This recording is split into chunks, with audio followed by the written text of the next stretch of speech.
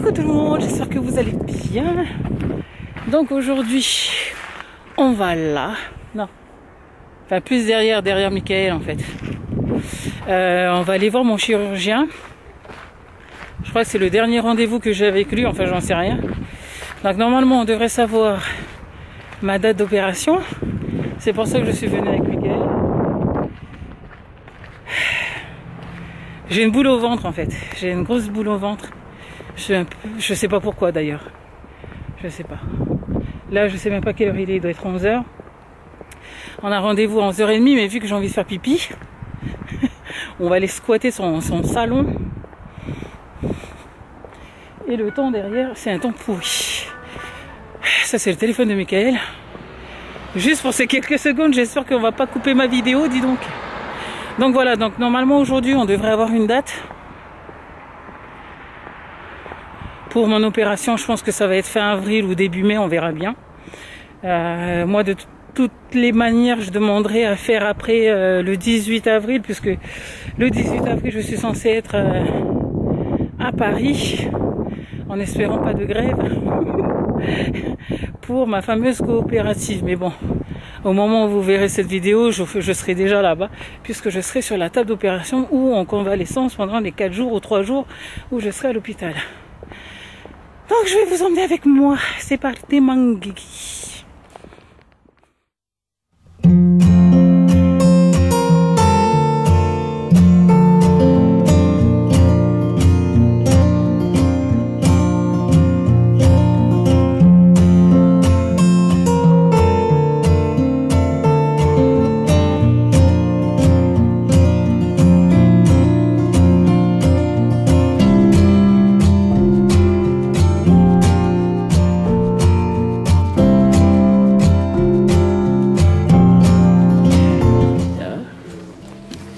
Je dois remplir un dossier. Je vais vous montrer ça.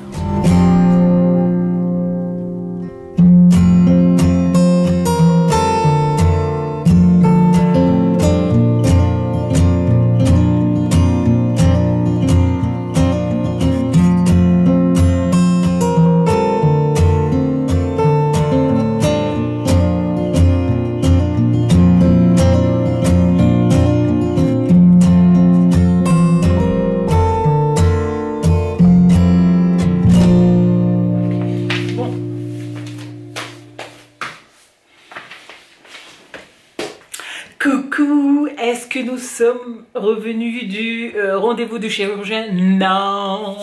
Donc, je vous explique, entre les images que vous avez vues avant et maintenant, il s'est passé 4 mois, je crois. Ouais, 4 mois, en gros 4 mois. Parce qu'il y a eu le confinement. Il y a eu le confinement, donc... Lorsque je suis allée voir la dernière fois le chirurgien, il m'avait donné une date, donc la date d'opération devait se faire le 4 mai, donc nous étions en confinement. Il pouvait m'opérer début avril, sauf que moi je devais partir en convention sur Paris le 18 avril, chose qui a été annulée aussi, puisque nous étions en confinement, donc moi ça ne me dérange pas hein, qu'on se le dise. Donc après le confinement, j'ai reçu un coup de fil, enfin pas après, je crois que c'était la fin, sur la fin, avant le déconfinement, j'ai reçu un coup de fil de la secrétaire qui m'a donné une nouvelle date, donc je vais être opérée le 2 juillet, donc c'est date à laquelle vous allez voir toutes les séries de vidéos, dont celle-ci. Je pense que je vais en faire 5 de vidéos et puis basta, et moi je reprendrai mes habitudes de vidéos journalières, on verra bien. Donc... durant cette vidéo, durant ce rendez-vous, donc j'ai intérêt de me remémorer ce qui s'est passé. Il a répondu à toutes mes questions. Donc au moment où vous m'avez vu, je remplissais une feuille. La feuille, c'est celle-ci. Donc je vais vous dire un peu en gros ce que c'est. C'est un consentement éclairé à mon intervention de chirurgie. En fait, c'est mon consentement, c'est toutes les questions que je me suis posées, etc. Par exemple, est-ce que j'ai reçu de l'équipe une information écrite et orale sur la chirurgie bariatrique? Oui, celui-là, je l'ai reçu. Est-ce que j'ai pu poser toutes mes questions et obtenu des réponses? Alors ça, je n'avais pas coché de suite parce que les questions, je les posais au moment du rendez-vous. Est-ce que j'ai été informée des risques de l'obésité et ce que je devais faire pour lutter contre cette obésité? Oui, j'ai été bien informée. Est-ce que le chirurgien m'a expliqué les différentes interventions? Oui. Est-ce que j'ai eu le choix entre plusieurs interventions? Oui. Est-ce que j'ai bien compris que je devais continuer à changer mes habitudes de vie et d'alimentation comme je l'ai fait avant l'intervention? Oui. Oui, parce que je pense que ça va être un très très grand changement. Voilà. Donc je peux compter que sur moi, sur moi, sur moi.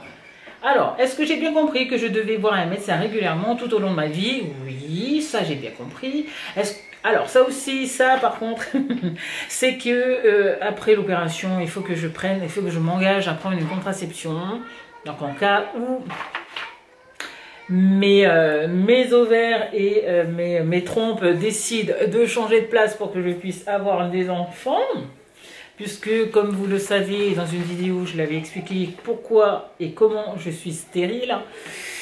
Et voilà, c'est que la médecine qui pourra faire de moi une maman, mais bon, je prendrai quand même, hein, ça m'engage à rien. Donc pour celles qui ne sont pas stériles comme moi, c'est écrit: si je suis une femme en âge d'avoir des enfants, j'ai compris pourquoi je devais m'engager à suivre une contraception pendant 12 à 18 mois après mon intervention et à me faire suivre pendant mes grossesses à cause des risques encourus que j'ai appris et que je connais. Je donne donc mon consentement en toute connaissance de cause à la réalisation de mon intervention de chirurgie bariatrique. Donc oui, je m'engage donc à me faire suivre régulièrement, c'est normal, et j'ai compris que les complications tardives graves peuvent survenir. Donc oui, j'ai compris, parce que c'est pas vraiment, si vous faites cette opération-là, il ne faut pas y aller sur un coup de tête ou se dire que c'est facile, ou voilà. Il faut vraiment y aller parce que vous en avez besoin, que c'est pour vous, faites-le pour vous. Moi, c'est pour moi que je le fais. Enfin, moi, je ne conseille pas, moi, je vais donner que mon avis et pourquoi je le fais. Donc, voilà. Alors, pour ce rendez-vous, il a répondu à toutes les questions que je me suis posées. Donc, ça a été chouette. C'est pour ça que vous posez toutes les questions que vous avez. Écrivez-les. Moi, je les ai écrites dans un cahier. Je lui en ai parlé.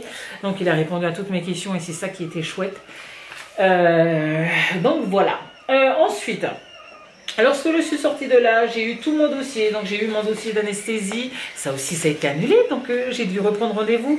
J'ai rendez-vous avec l'anesthésiste le 22... Je crois que c'est le 22 juin. J'ai rendez-vous avec l'anesthésiste. Ensuite, après l'anesthésiste, non, 2 semaines avant, j'ai une prise de sang à faire au laboratoire. Alors, je vais le mettre dans l'ordre, parce que c'est la prise de sang d'abord que je vais faire. Ensuite, j'ai le rendez-vous chez l'anesthésiste, donc vous avez un dossier à remplir, etc. Et ensuite, je vais profiter aussi de soit déposer ou faire mon entrée directement pour la semaine d'après. Bref, vous avez aussi, et ça c'est nouveau, c'est le Covid. Donc je dois faire le test du Covid, donc la recherche du Covid en PCR. Donc c'est le fameux coton-tige. Je vais devoir le faire normalement 48 heures avant l'intervention, mais mon laboratoire fait que les samedis. Donc le samedi avant mon intervention, j'irai faire ce test-là. Ensuite, après le test, j'ai quoi? Ah, entre-temps, j'ai des bas de contention à aller récupérer et ça, je vais le faire bientôt parce que c'est très peu de temps. Pour vous dire la vérité, nous sommes en mai, nous sommes le 26 mai 2020 et je suis vraiment en retard, sauf que Mickaël n'est pas là. Et je ne peux pas aller n'importe où avec les enfants, je ne vais pas les faire sortir ou risquer quelque chose en dehors. Donc je suis obligée d'attendre qu'il revienne. Donc il revient dans quelques jours. J'aurai qu'une journée pour le faire. Donc j'irai chercher mes bas s'il faut après, parce qu'après il repart. Il repart, donc je vais devoir attendre, mais au moment où il va revenir, ça va tout s'enchaîner entre les prises de sang, les rendez-vous à droite, à gauche, pour Kylian, enfin bref, j'ai plein de choses à faire entre temps, puisque j'ai décidé aussi que mes enfants reprennent l'école en juin pour pouvoir avoir des moments où je puisse aller à mes rendez-vous. Donc voilà, ensuite il y a quoi encore? Entre temps, j'ai aussi, c'est où, j'avais tout préparé en plus. J'avais tout préparé, j'avais mis dans l'ordre, hein, donc ça c'est... Ah voilà. Donc, au moment d'arriver à l'hôpital, j'ai un questionnaire pour l'évaluation du risque Covid avant hospitalisation. Donc tout ça, j'ai tout à remplir, à cocher.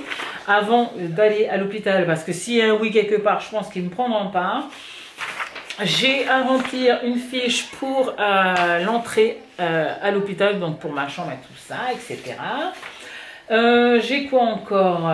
Ça, ce sont les fameuses chaussettes, voilà. Et j'ai ça aussi.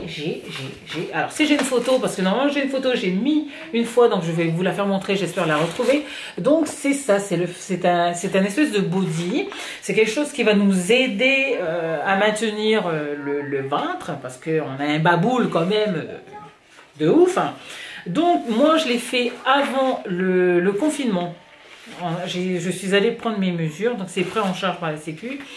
Je suis allée prendre mes mesures et je devais faire les tests avec elle. Sauf que je n'ai pas pu faire les tests hein, avec cette dame-là. Cette dame qui m'a pris en consultation justement pour faire sur mesure, c'est du sur mesure ces body-là. Donc je n'ai pas pu le faire. J'ai pas pu tester. Ils sont arrivés par la poste. Donc c'était chouette. Et je ne l'ai pas testé tout de suite. Je me suis dit, j'ai dû prendre du poids quand c'était le confinement. Et finalement, non, je n'ai pas pris de poids. Bien au contraire. Donc j'ai testé et c'est ce qui donne sur la photo. On voit que j'ai une taille de guêpe, dis donc. Non, mais en tout cas, je me sens à l'aise. Je suis bien dedans, je me sens à l'aise. Maintenant, tenir toute une journée avec, parce qu'on fait du sport ou quoi que ce soit, parce qu'en fait, on ne le porte pas tout le temps, donc elle nous indique bien ce qu'il faut faire avec. Quand on fait du sport, quand on marche, quand on sort, etc., il faut le porter, puisque de toute façon, le corps, il bouge. Donc, on a besoin de quelque chose pour le maintenir. Mais si jamais on reste affalé dans son canapé, ça ne sert à rien. Donc, voilà. Pour ça c'est fait. Est-ce que j'ai quelque chose d'autre à vous dire? Donc voilà, vous avez mes rendez-vous. Donc ça va être la dernière vidéo que vous allez voir avant mon intervention. Donc nous allons nous voir juste après l'intervention pour vous dire comment ça s'est passé. Je vous raconte pas comme je suis un peu paniquée. Ça va être la première fois que je vais laisser mes jumeaux. Je reste 4 jours à l'hôpital et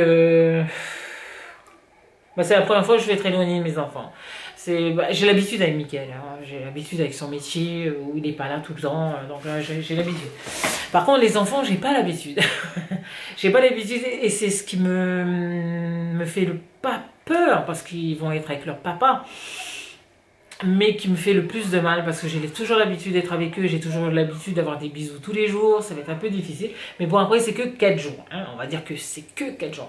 Donc, voilà pour cette petite vidéo, voilà la fin du début, la fin de ce début d'aventure, on va dire.